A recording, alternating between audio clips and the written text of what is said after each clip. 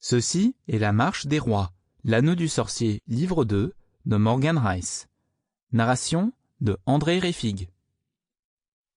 Chapitre 1. Le roi MacGill, qui avait beaucoup trop bu, entra dans sa chambre en titubant. La pièce tournait, et les festivités de la veille lui avaient donné la migraine. Une femme dont il ne connaissait pas le nom était accrochée à lui, un bras enroulé autour de sa taille, sa chemise à moitié retirée. Elle l'avait emmené dans son lit avec un gloussement. 2 serviteurs avaient fermé la porte derrière eux, et s'étaient discrètement éclipsés.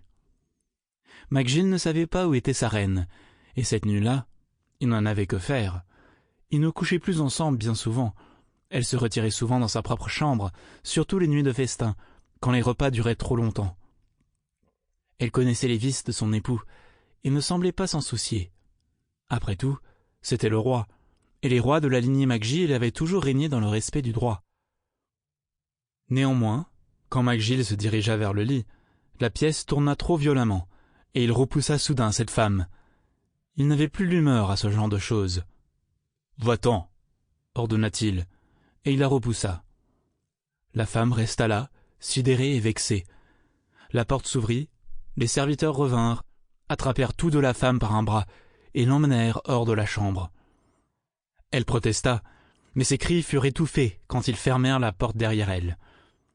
MacGill s'assit sur le bord de son lit, et se mit la tête dans les mains, en essayant de faire cesser son mal de tête.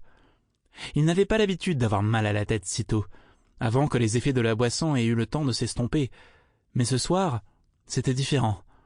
Tout avait changé si vite. Le festin s'était si bien déroulé.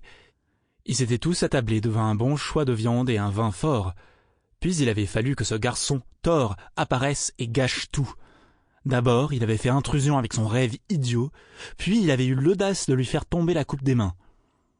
Ensuite, il avait fallu que ce chien arrive, lappe le vin et tombe raide mort devant tout le monde. Depuis ce moment, MacGill avait été secoué. La prise de conscience avait eu la violence d'un coup de marteau. Quelqu'un avait essayé de l'empoisonner, de l'assassiner.